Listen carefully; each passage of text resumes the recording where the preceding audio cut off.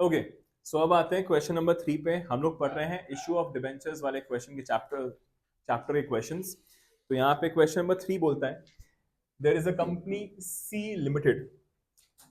Now this is a banking company. अब क्योंकि ये बैंकिंग कंपनी है तो याद रखेंगे, आईएससी के लिए बड़ा इंपॉर्टेंट क्वेश्चन है वाला कि यहाँ पे कंपनी को, बैंकिंग कंपनीज को डीआरआर एंड डीआरआई बनाने की जरूरत नहीं होती है।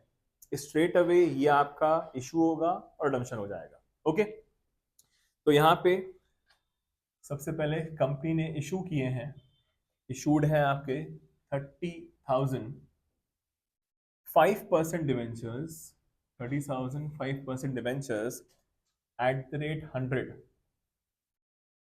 100 रुपीज का एक है, at a premium of 10%, at 10% premium. या आपने प्रीमियम पे इशू किए हैं ऑन 1 जुलाई 2025। ये इशू हुआ है 1 जुलाई 2025 को। The amount was payable at application, ये भी आपका लमसम वाला ही सिनेरियो है। These debentures were to be redeemed on 1 October 2026 at par.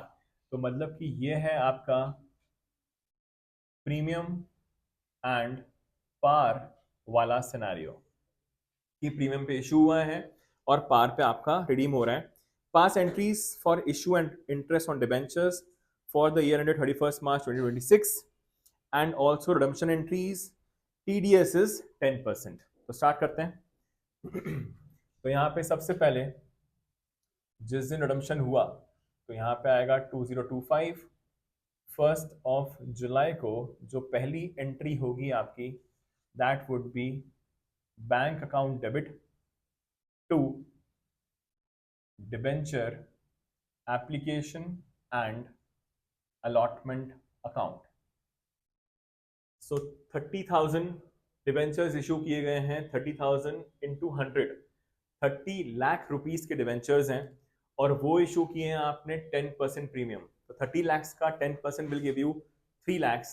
तो अल्टीमेटली जो हमारे पास बैंक में अमाउंट आएगा दैट वुड बी 33 लाख। तो हमारे पास 33 लाख रुपीस आ गए होंगे। पहली एंट्री में हमेशा ही पूरा फुल अमाउंट आता है, अगर प्रीमियम पे है तो पूरा फुल अमाउंट आएगा इंक्लूडिंग प्रीमियम, डिस्काउंट पे है तो डिस्काउंट माइनस होकर अमाउंट आएगा।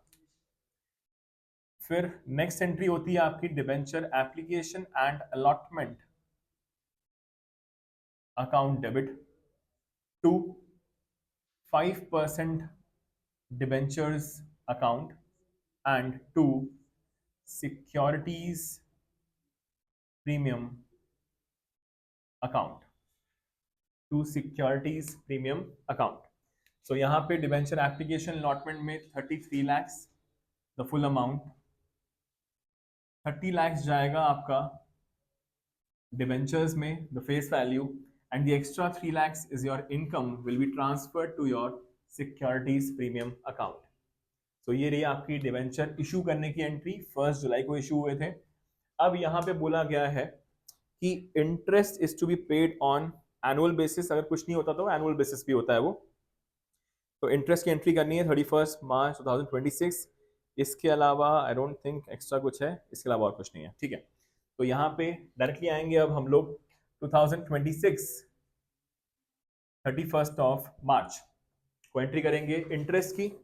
तो इंटरेस्ट की एंट्री, अच्छा यहाँ पे बोला गया है टीडीएस, टीडीएस इज 10%, तो एंट्री होगी interest on debentures account debit to debenture holders account to TDS payable account. So यहाँ पे इंटरेस्ट जो आपको पे करना है वो पे करना पड़ेगा 5%, क्योंकि 5% डिबेंचर्स है ये। तो face value is 30 lakh, 30 lakh का 5% विल गिव यू 1,50,000। बट 1,50,000 पूरा पे ऑफ नहीं होगा, क्योंकि आपने 1 जुलाई को इशू किया था, तो यहाँ पे 9 मंथ्स का ही इंटरेस्ट पे किया जाएगा। तो ये होगा आपका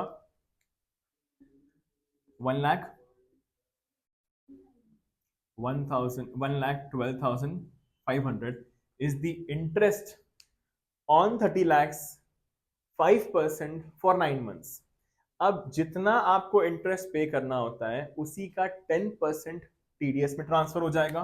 तो this will give you 11,250 rupees. तो 1,12,500 में से 11,250 इज द टीडीएस का अमाउंट. तो जितना बचेगा वो आप डिवेंचर होल्डर्स को पे कर देंगे. तो ये आ जाएगा आपका 1,01,250 rupees. So this is 1,01,250 rupees. Next entry होगी आपकी 31st March. Debenture holders account debit TDS payable account debit to bank account.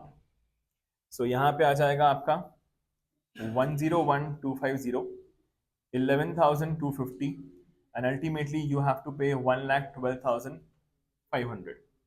ये आपने डिबेंचर होल्डर्स को उनका अमाउंट पे कर दिया. TDS गवर्नमेंट को अमाउंट पे कर दिया for the tax to bank. And last entry जो होगी दैट इज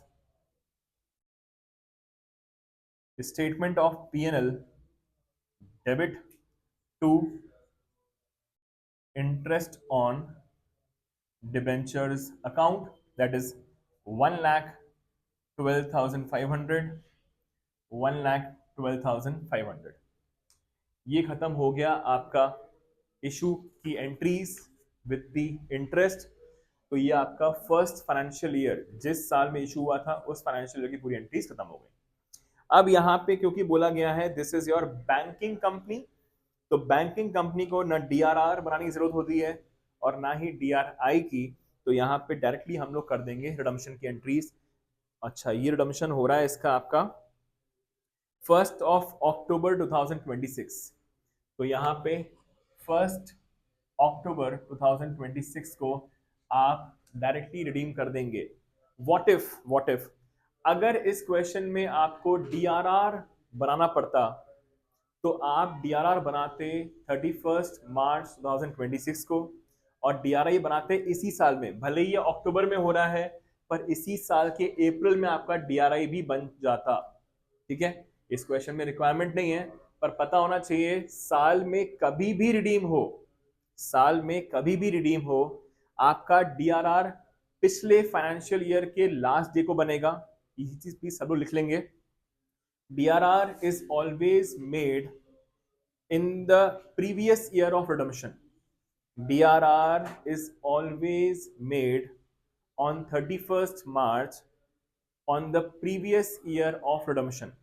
redemption जिस साल हो रहा है उसका जो पिछला साल खत्म होता है उसी साल के एंड में 31st मार्च को आपको DRR बनाना होता है. एंड DRI जो आपको बनाना होता है वो बनाना होता है जिस फाइनेंशियल ईयर में रिडम्पशन होना है उसी फाइनेंशियल ईयर के अप्रैल के महीने में आपका DRI बन जाता है. It is fixed 15%. ठीक है, तो यहाँ पे डायरेक्टली रिडम्पशन करेंगे अपन लोग. रिडम्पशन यहाँ पे हो रहा है आपका पार पे तो कोई दिक्कत ही नहीं है. तो एंट्री होगी आपकी 5% debentures account debit to debenture holders account, debenture holders account debit to bank account. And it's 30 lakhs and 30 lakhs the face value. 30 lakhs, 30 lakhs, 30 lakhs and 30 lakhs. ये खत्म हो गया आपका question number 3 as well. This was again the lump sum basis and it was premium से par वाला question. Thank you so much.